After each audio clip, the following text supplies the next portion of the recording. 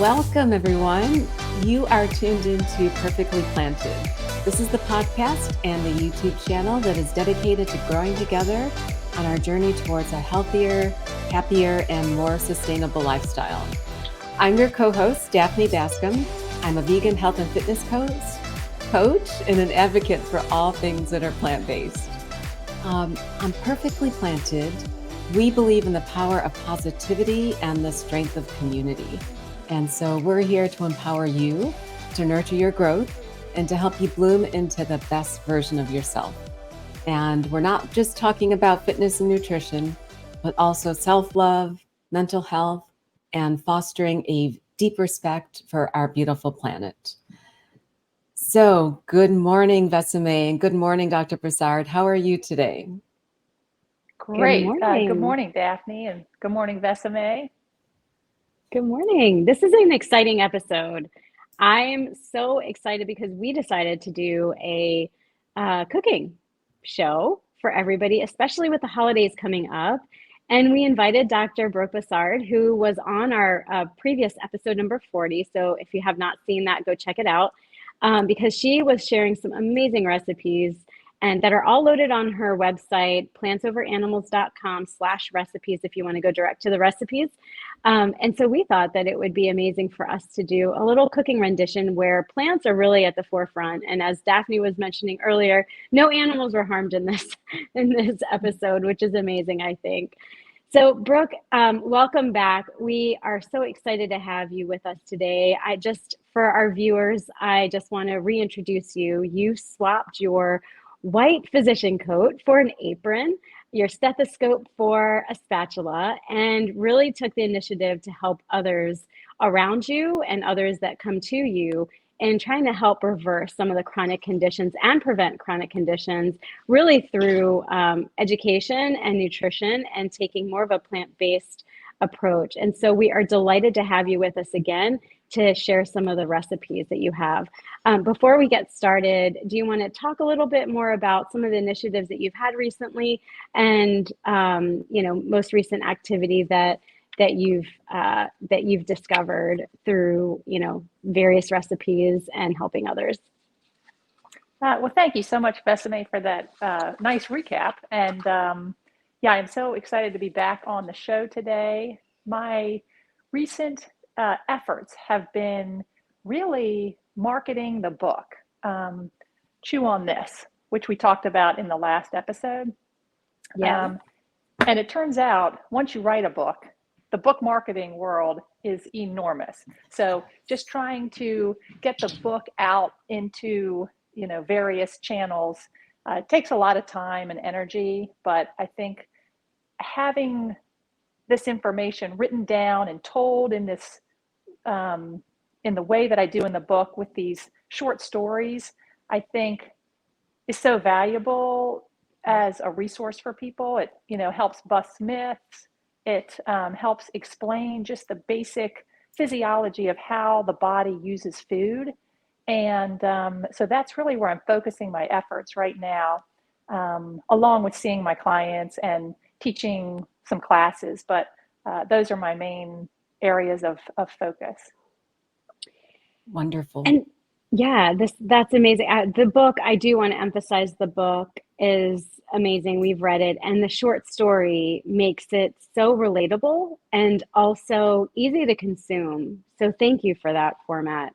And I know that the holidays are around us. We just next week and Thursday is our Thanksgiving, and then of course we have other holidays following that. So can you tell us a little bit more about how you would navigate really holiday eating, and what do you share with some of your clients? Not necessarily give us a secret sauce, but how can you share some ideas and tips of how people can navigate the holidays and staying on track? Well, Vesme, I will always give you the secret sauce because I'm ready just to share it all. You've got some family recipes that I understand you hold tight, and that is great. But as far as the healthy eating, healthy living goes, we got to let everybody know that eating plants is the healthiest way to live our lives. And what I work with my clients on is preparation both mentally and physically. So knowing what you're going to prepare, whether or not you're hosting, whether you're going to somebody else's house and maybe you're going to take some of your own dishes, being prepared. So planning ahead of time. These are the things that I want to have for this holiday meal. Making your list, doing your shopping. If it's something you can prepare ahead of time, which the recipes I'm showing today, you can prepare ahead of time. And I mean, you could make them today or tomorrow and just pull them out of the fridge and reheat them. And they're actually, I think, better reheated because the flavors all meld together. That's sort of one of the beauties of plant foods is they just get better and better every day that they're in the fridge. But I think planning and preparing are the most important things we can do, and just remembering that that we have values that we are sort of holding dear to us, and the significance of Thanksgiving really is about coming together, showing gratitude, showing compassion, and there's nothing wrong with eating a plant-based meal for the holiday. You're not breaking a tradition. You're just sort of emphasizing the significance of it and what it means to you. The food brings us together, and I mean, you can create new traditions with plant-based meals, plantifying, if that's a word, some of the traditional meals that a lot of us have eaten over the holidays. So it's a great way to introduce, especially in a family that may be both plant-based and still eating animal products, just to how wonderful these foods can taste. Absolutely. And today I'll plantify, I like that word, I'll plantify a gravy recipe and a stuffing recipe so that, those two are very simple and they're known go-tos for the holiday meal. Brooke, why don't we turn it over to you? We'd love to hear about your lovable lentil loaf. And you go ahead and why don't you share with our viewers the wonderful dishes that you're ready to prepare? Okay. So we'll start with the lovable lentil loaf, which you can do so many things with. So let's prepare the sort of the essence of it, and then I'll show you how you can either make it into a loaf or stuff it into a squash or a bell pepper or those sorts of things. So you're going to start with brown lentils.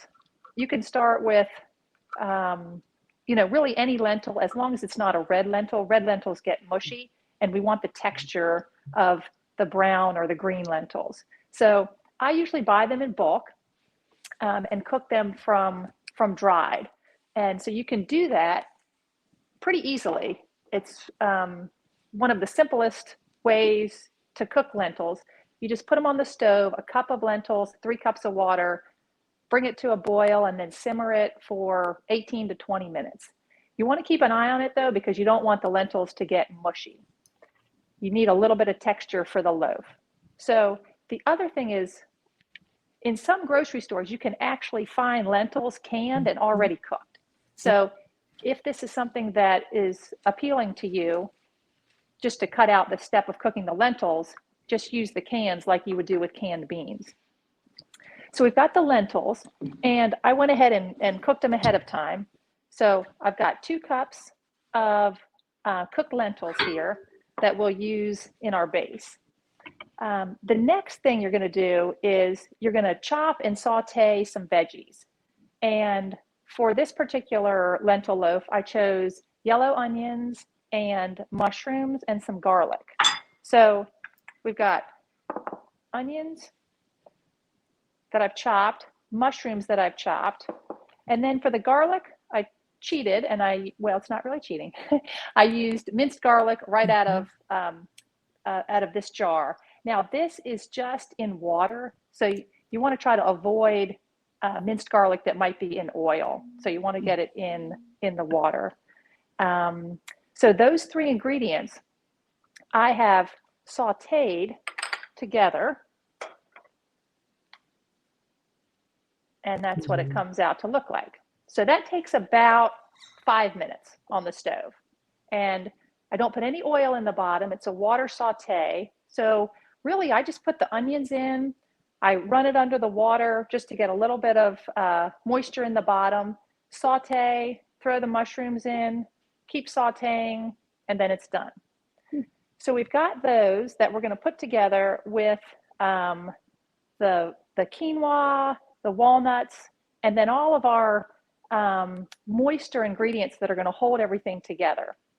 So I am going to bring the lentils and the mushrooms over to my food processor, and I'm going to turn you guys to face me. Okay. And then we are going to, okay, so we've got the food processor here. So we're going to put our lentils in the bottom of the food processor. Everybody can see this okay? We can see it. Looks great. Okay. We're going to put those in. Okay, and then we've got our veggie mixture. We're going to add that. And when you add to the food processor, make sure you sort of spread everything out so that it's not clumped in one area.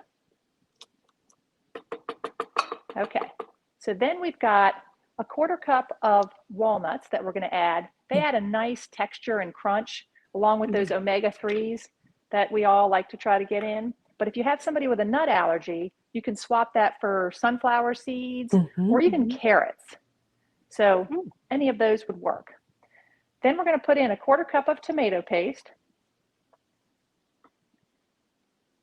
And what does the tomato paste do? Oh, it brings out this amazing flavor that I find is almost critical to the lentil loaf. You can really taste the tomato in there, and it's just delicious. Then we're going to add 2 tablespoons of flaxseed. I'm going to sprinkle that in. And you guys know what we use flaxseed for? Yes. The binder. Good binding. Yeah. It's our binder. Egg replacement.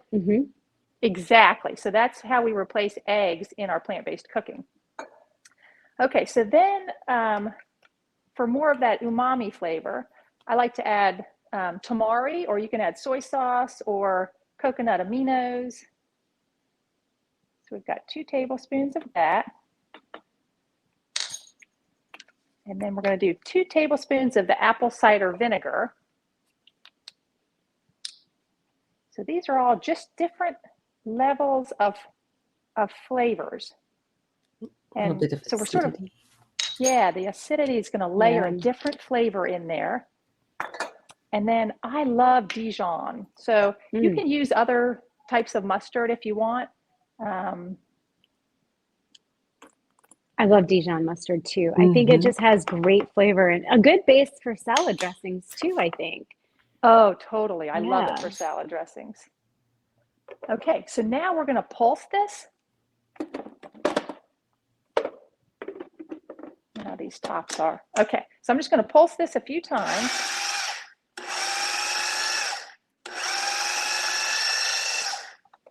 And Brooke, for people that don't have a food processor, can they use like a potato masher or something? Yeah, you need some elbow grease for that. But you totally can. So really what you're trying to do, and when I'm going to bring this back over now to our main setup. So I'll meet you back over at my cutting board. Okay. Sometimes I've actually used, if I didn't have a food processor with me, I would pulse a blender sometimes, and then you could mash. It just breaks it up a little bit more. And oftentimes people will have a blender, but you're right, Daphne, a potato masher, you'll need extra elbow grease, but doable. Yes. And if you don't have a blender or a food processor, I would cook the lentils even a little bit longer so that it's easier to mash. Good idea. Yeah, because what we're trying to do, so we don't want to forget our quinoa, because that's another critical part of holding the whole thing together. Like breadcrumbs. Exactly. Yes, I'm using those in place of breadcrumbs because we're going to get our bread, but we're going to get it in the stuffing. Yeah. So here we're going to Brooke, is that quinoa is that quinoa cooked or is it dry? I can't tell from my That angle. is cooked. Cooked. Okay. Oh yeah, that gives me a chance to tell you a fun little hack that I learned about cooking quinoa. Have you guys ever cooked it in the Instapot? Yes. No, I have Oh not. my gosh. It's much easier in the It Instapot. Is is it? so great. Yeah, it's 1 cup of quinoa to 1.5 cups of water. Is that right, Daphne? I'm pretty sure. That's the sounds of either water or vegetable broth, whichever one you Uh-huh. have available. Yep. Yes. And then literally you set the Instapot for 1 minute. Oh, Done. 1 minute. Oh, and 1 it's minute. done? Oh my Yep. goodness. And in the time that it takes to do the natural release of the steam, It cooks. that's what cooks the quinoa. Okay. Yeah. Okay. So can you see I've got my mixture in here, and now I'm just going to add the quinoa that's cooked, and I cooked that in the Instapot. I actually used like a tricolored quinoa Yum. just because that's what I had, and I think that's kind of fun. And then so the last thing we need to add into this, particularly for our holiday theme, are going to be our herbs, right? Okay. So you guys have favorite herbs that you like for Thanksgiving? Things I that love remind you? sage. Sage? I love Okay. sage. Yeah. And sometimes poultry seasoning that you can buy has the sage and a little bit of thyme. But A good I blend. agree. Yeah. Yeah. So in the recipe, I've got oregano, thyme, parsley, and sage with some pepper. But if you want to add rosemary or, like Daphne said, the poultry seasoning, all of these are great. And you can use either dried or fresh. So I just put together a little dish so that you wouldn't have to watch me measure all these things out. I had, just the dried versions that I was going to add to this. And then I'm going to show you the fresh versions for the stuffing. So I've added all of those. I'm going to mix them in. And now we have everything we need to make our loaf into whatever shape we want. And if you look at the recipe on the website, you'll notice that I shaped it into a heart for Thanksgiving or Valentine's Day or somebody's birthday, or but you can shape it however you want. You can put it in a loaf pan if you want. If you want to really, give it a lot of structure, you can cook it in a loaf pan. The other thing you can do with it is you can stuff it into different squashes. So I'm going to show you 2 that I did. Okay, so this is a spaghetti squash that I've stuffed with the lentil loaf. Oh, yum. So for spaghetti squashes, you just cut them in half, scoop out the seeds, place them face down on your baking dish, and bake them for 45 to 60 minutes, depending on how big they are. This one took 60 minutes at 400 degrees. And it also depends on how cooked you want your spaghetti squash. Some people like it more al dente. But squashes are so traditional for Thanksgiving because squashes are what was around back when they had the first Thanksgiving. They didn't have potatoes. They weren't harvesting potatoes then. And, there's things that were around that we sort of forget about, and we could bring them back if we use these little, fun ways to put our lentil loaf together. So this is a pumpkin. And adorable. Yeah. And with I the put little the lid cap on it. Cute. Yeah. Little personalized servings. Exactly. So, and you could do this with an acorn squash. You can do it with a red bell pepper. You could stuff a portobello. All these ways that you can use the lentil loaf. But for today, I was going to show you how to shape it.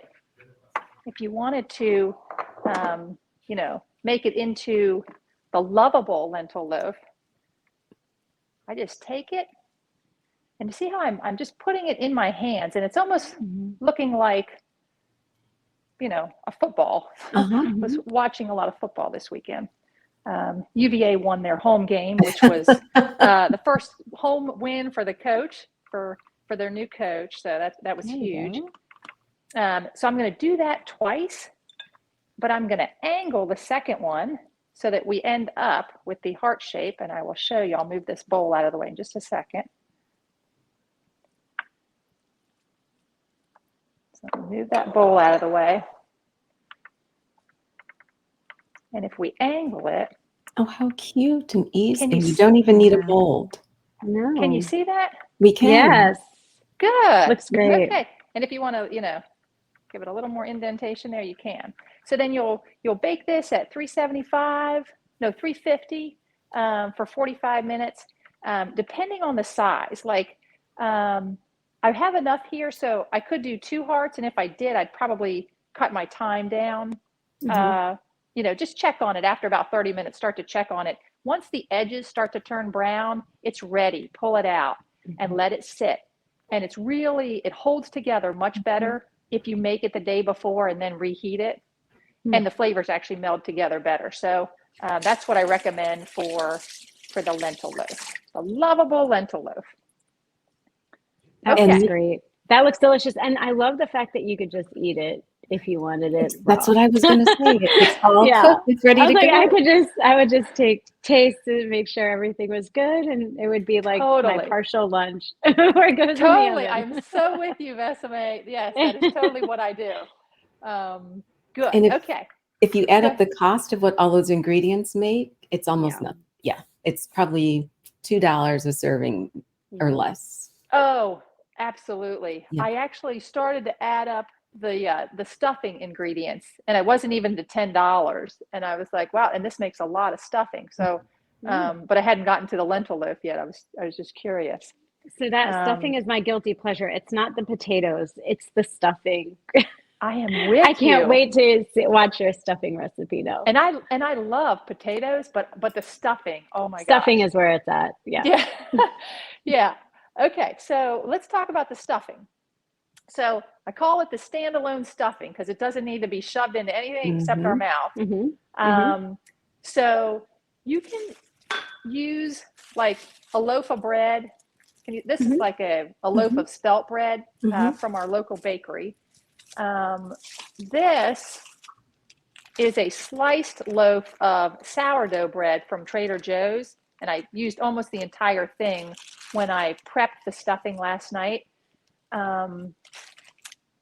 That's sourdough bread, Brooke? Is that what you said? It is. Okay. So you can really go anywhere Any with type of bread. the bread. Like you can buy the breads that already have some rosemary infused into them, which is really a cool way to get the rosemary in. Some people like the breads that have the olives in them. Yeah. Those are all fun ideas. But if the bread's already sliced, you're going to get thinner pieces. Whereas if you want chunkier stuffing, you'll want to start with an unsliced loaf and then make them the size that you want. And the size of the pieces is, really gives a different flair to the stuffing depending on how you want to do it. But what you want to do is you want to try to cut it the night before and let it sit out and get a little bit stale, because that's going to give it a heartier texture. So we've got our stuffing, our bread all cut and ready from last night, cutting that. And the first 2 ingredients on the recipe are onions and apples. So again, most of our recipes, we start with chopping and sauteing. So we're going to chop our onions, chop our apples, and then saute. So I took my onion, chopped it up, took my apple, chopped it up, and sauteed for you already. So bring this over. Now, years ago, I did learn, I wrote a note to myself, make sure you chop the apples smaller. A, they'll cook faster, and B, there'll be more of them all throughout the stuffing. So do you see how fine I've chopped the ingredients for this recipe? Oh, yeah. Yeah, I like them to be small. Okay, so if you use a big enough pan to saute, then you can use this as your mixing bowl. Okay. One less thing to clean. So we've got our apples, our onions. Then we're going to add scallions. So 3 scallions I've already chopped up. We're going to add those in. Then we're going to add in our stuffing. This is making me hungry. I know. I was just going to say that. And you can sort of think, how big was this loaf of bread? Do I want, like, what ratio do I want between my bread and my other ingredients? So I think I'm going to stop about there and start to mix this up. The last thing we're going to add is our veggie broth, because once you add your veggie broth, things might clump together that you need them to spread out. So, okay, so we do need to add our herbs in here. So we've got parsley, thyme, sage, rosemary, and let me show you those. Okay, so for our parsley, store it in the fridge in some water to keep it fresh and alive. Now with parsley, do you guys eat the stems or not eat the stems? Stems. I do eat the stems, yeah. Yeah, so with parsley, because it's not woody, you can bend it, you can flex it. It's not going to be, something that's really getting in your way and giving you a bad flavor. You can just chop it and add it in. And, if I have some big stems, I cut them off. But otherwise, oops, can you guys see me chopping this? Yeah. Okay, so we've got those. And all these herbs, if you use fresh herbs in your stuffing, it just makes it really pretty. And dried herbs are fine if that's what you've got and that's all you have the bandwidth for. One thing about using fresh herbs is it gives somebody a job. If you've got a mother-in-law or a brother-in-law and they're like, what can I do to help? And you say, can you take these herbs and prep them for me? That is a perfect job for them, right? And then you can say, okay, whoever preps the rosemary gets first dibs on dinner, whichever herb they think is the hardest. Yeah. So you've got your sage, right? And you just cut those into, little tiny pieces.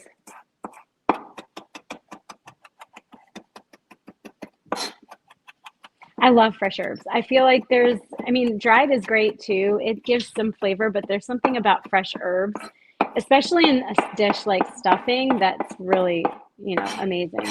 I agree. Yeah. Oh gosh. You know what, Daphne, we should have done this together. Maybe we could have been in Brooke's kitchen, being the taste testers here. That would have been great, because I definitely am going to try this. Next time. Yeah. Yeah. And so you can really just do this to taste, Okay. I sort of use 2 tablespoons as a rough guide. But if you don't like a particular herb, leave it out, just put in what you like. Yeah. Okay. So we've got those. Yeah. A question we get sometimes, is there a particular brand of knives and pots that you like to use? There isn't. These knives I got as a gift from a store called New West Knife Works out in Jackson, Wyoming. Oh. And they're an amazing gift. I mean, absolutely amazing gift. I love this knife. And as far as my pots go, I think a lot of them are Calphalon. And I've had them for years. I think the main thing for me is, years ago, I used to use Teflon coated pans. Yeah. And I was like, oh gosh, like I really just want stainless steel. I thought they would be too hard to clean, and turns out they're not. And particularly when you eat plant-based and you don't have a bunch of oil and fat that like gunks up your pans, like it cleans up well. So easy. Yeah. Okay. So once you've got, can you guys see this? Yeah. Looks delicious. Okay. So this is our stuffing that we've now dispersed. Everything, is mixed well. And we're going to add our veggie broth. And I put 2 cups on the recipe, but it really just depends on how much you need to get the right moisture level for your bread. If it's too dry, you're not going to be happy. So we want to make sure we get it moist enough. And I think 2 cups is going to be the right amount for this recipe. This actual batch that we put together. You don't want it drowning, but you don't want it dry.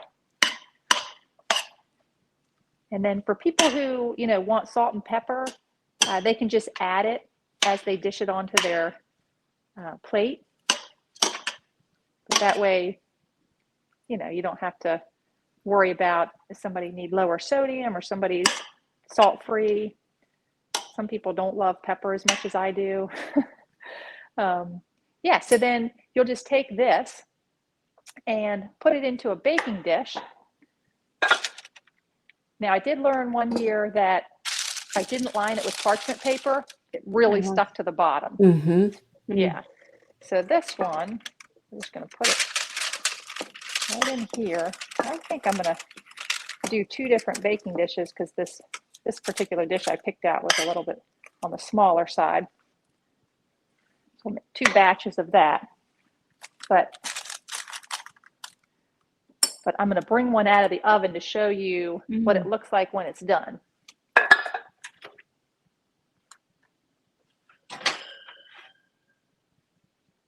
Oh, delicious. That looks good. Oh, Yum. so good. Yes, I was eating this for lunch yesterday after I made it. So good. How long do you bake that for, Brooke? So this I bake for 30 minutes. 30 minutes, okay. Yeah, and then about half at 375, and then about halfway through, I stirred it up so that more of the pieces would get crispier and crunchier. Yeah. Oh, yeah.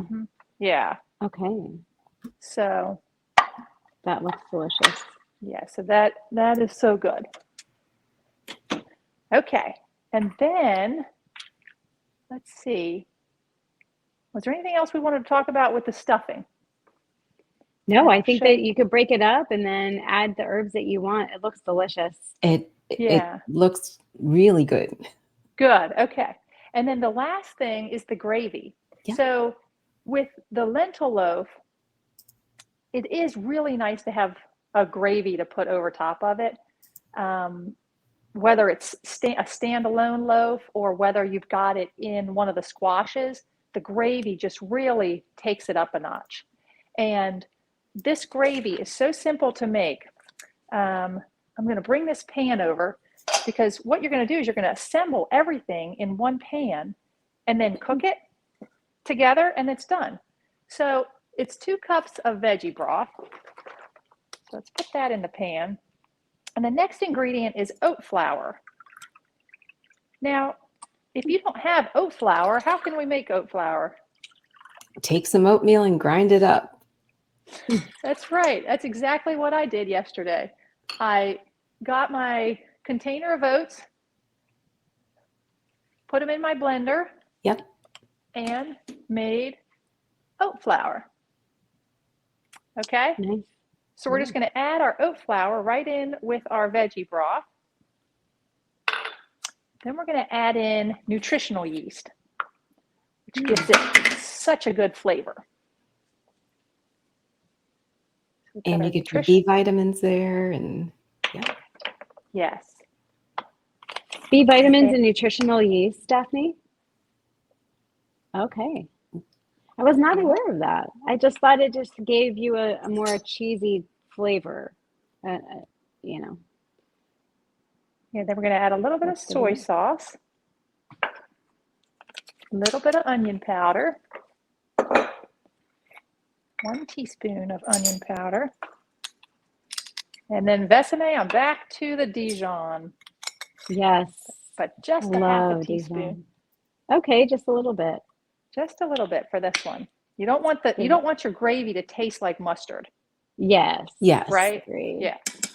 I feel like this gives it a little bit of the added flavor, maybe a little tang, and also creams it up a bit.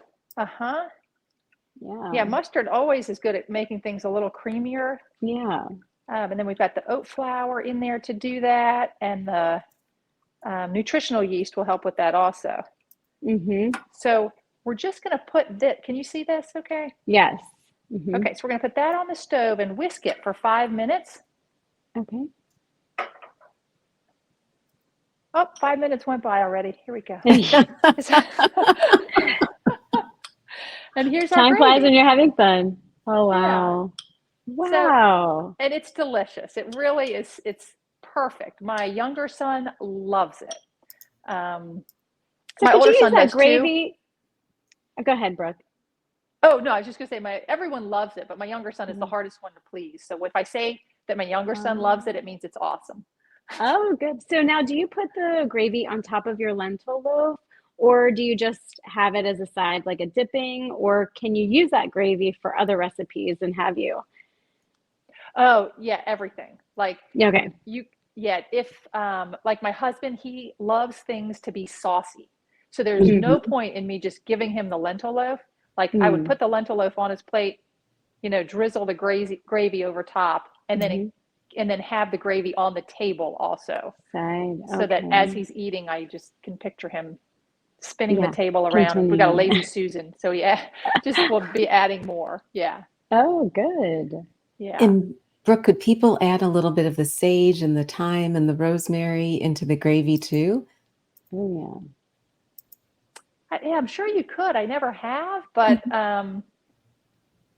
yeah, I mean, those herbs, not only do they give a great flavor, but I think it's so important to remember like how powerful they are as plants Yes. for their anti-inflammatory properties, their cancer fighting properties, their antioxidant properties. Like herbs, they just don't get enough recognition for Exactly. like how beneficial they are. So it is really nice to include them just for health purposes, let alone how delicious they are. Mm-hmm. And the other amazing thing for anyone listening or watching is you've prepped 3 dishes pretty much in about 30 plus minutes. Yeah. Aside from the cooking time, the prep time is not hours and hours and hours. It really is very easy and approachable for anyone who has the ingredients handy. Yeah, and there's a lot of shared ingredients. So like if you've got your onions out, just cut all your onions at the same Exactly. time, and then measure the amounts out for the lentil loaf and for the stuffing. Yeah. It's amazing. I think I'm ready. I'm coming to your house for Thanksgiving. Don't tell my family. Don't tell my family. That's amazing. Thank you so much, Brooke, for sharing those recipes. I think, Daphne, if you're ready, I'm going to share a little bit of mine. I think I we have, are ready to go for dessert and some okay. special family recipes. So there's the first one I'll start off with is the Italian flat beans that everybody raves my mom to make. Okay, so this is my mom's recipe. It's a traditional, the way she grew up cooking almost every meal. So the base, and I went ahead because the cook time is about an hour. So I went ahead and made it in my Le Creuset Dutch oven earlier this morning, but it's Italian flat beans and that's what they look like. Okay, so the ingredients for this, so simple, and the same base ingredients that you will make everything. So you can either use water or olive oil. So being from the Mediterranean, we love our olive oil. So we use a little bit of light olive oil, but please use water if you are oil free. And you dice a medium-sized onion, add that, and then a couple cloves of garlic, and let that saute and simmer for a little bit. From there, once they sweat out a little, we add just 1 can of petite diced tomatoes, and then you fill the can up with water because we don't let anything go to waste. And so we fill it up with water to get the last bits of the tomatoes and pour that in and let it simmer for about 5 minutes. That gives you this base sauce that is delicious. You can add your seasonings. So our traditional seasonings are a little bit of salt and lemon juice. And then the last is I love frozen vegetables over canned, but you can use one of the two. If it's canned, you cook it less time. If it's frozen fresh, then you cook it a little bit more. But these are the Italian flat beans that we get. So 1 bag for the proportion that I just showed. And then what we do is we add that in and mix it all around and coat the beans in the tomato mixture, and then just let it simmer and cook on low for about 45 to 50 minutes, constantly checking and stirring. And then you get these delicious beans that we eat, as opposed to having the traditional green bean casserole. So they are delicious. You can add any additional herbs that you want, but the base of the tomato sauce, onions, and garlic is the base for everything. So we also make like navy beans, add canned navy beans to that, and it's a delicious dish to eat over quinoa. You can do, black beans. You could do anything, even lentils too, or a lentil and garbanzo bean mixture is also delicious. So that's that. The next is we are going to make a plant-based pumpkin pie. So the traditional has a lot of the dairy, so we're cutting the dairy out. This recipe is courtesy of It Doesn't Taste Like Chicken, but I did alter the recipe just slightly. So what we're going to do is I did make one ahead of time. So see how delicious that looks? And it's very easy. Now, my first concern was, how am I going to make a vegan pie shell? Well, I like to take shortcuts. And what I did was I found in the frozen food section of my grocery store, I found a gluten-free vegan pie crust that comes already formed for me. So being the busy mom that I am and running all around and spending half my life on the soccer fields, I take those shortcuts as long as they're the nutritional ones. And so that pie crust is ready to go. So the next thing we're going to do is we're just going to add 1 can of pumpkin. Now, please make sure that it's not pumpkin pie filling, because that has all of the added flavors, and we're going to add our own flavors and sweeteners and all. So you put 1 can of the pumpkin in your bowl. That's and a then 14.5 ounce can or 16 it ounce? is. Yes, it is the 15-ounce can of pumpkin. And then this recipe is saying from the It Doesn't Taste Like Chicken, says you do need to use a full fat plant-based milk. And so you can use oat milk, you can use coconut milk. And so we do have 1 13.5 can of coconut milk. And so we'll pour that in the bowl and mix this together. I'm actually gonna switch over to my my whisk. And so mix this together really good. And then from there, you add a 1/2 cup of brown sugar. So this recipe calls for brown sugar and maple syrup. I didn't have any more maple syrup in my pantry, so I'm using brown sugar.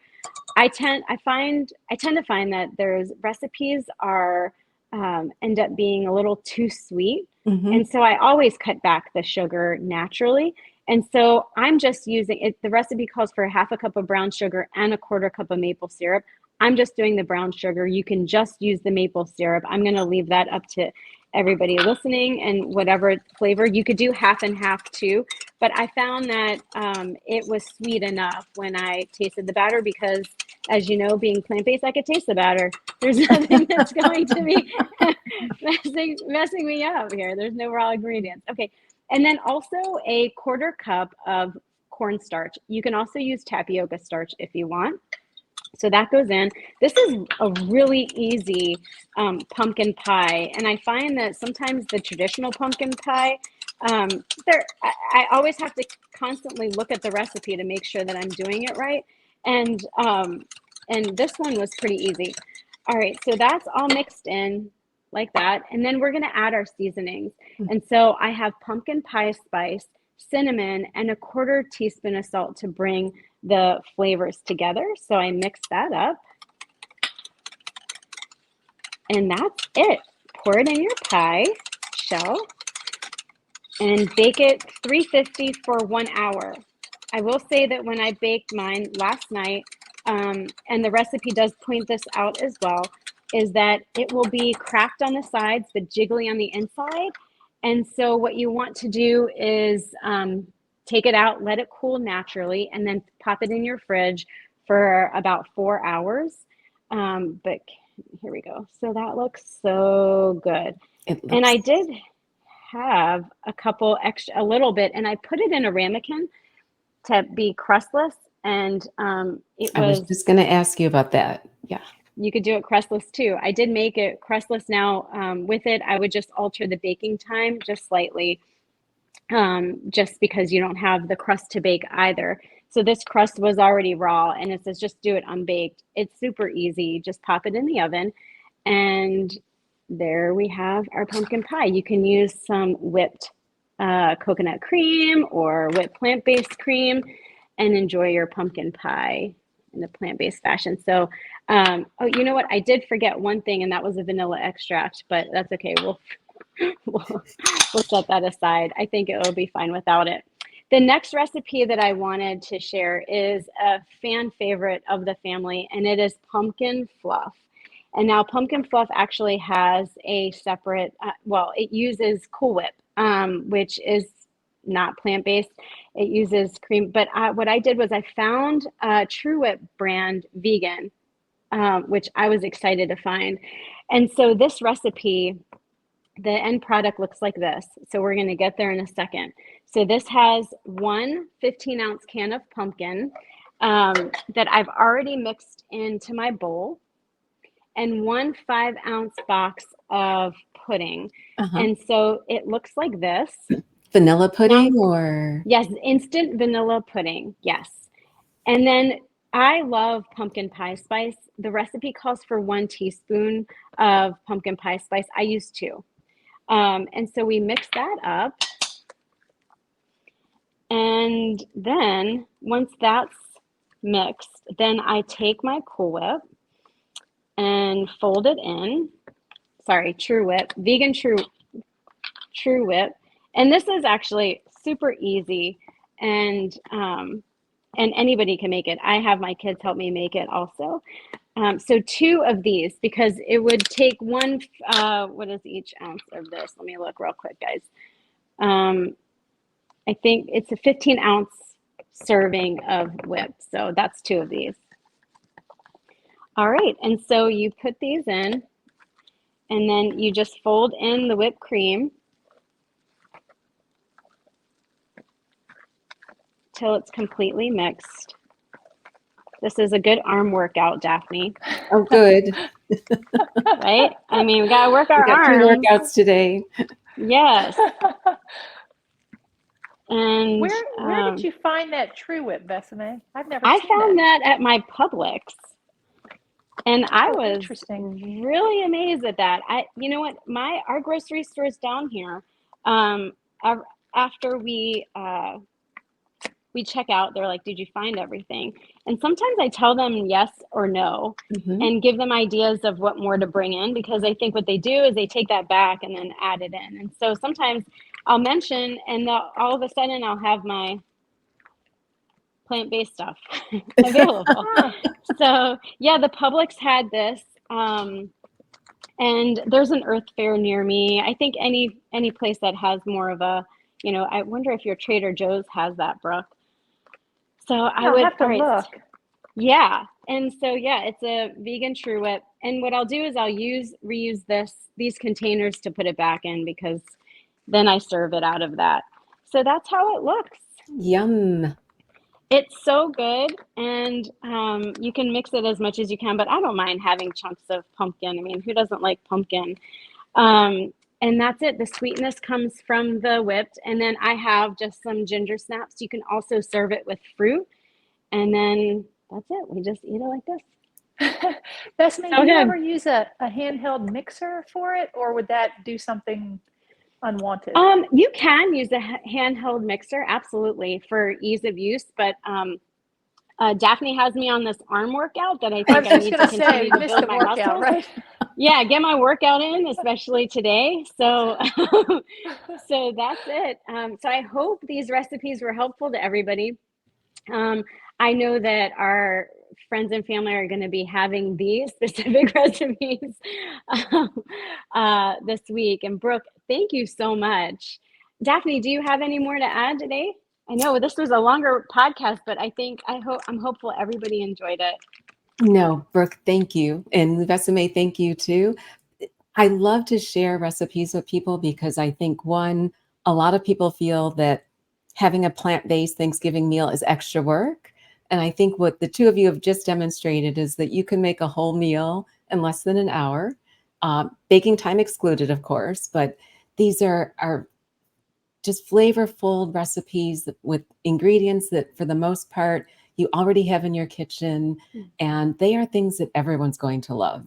As we were talking about before we actually went live, you can mix and match if there are things that you like a little bit better, things that you don't like.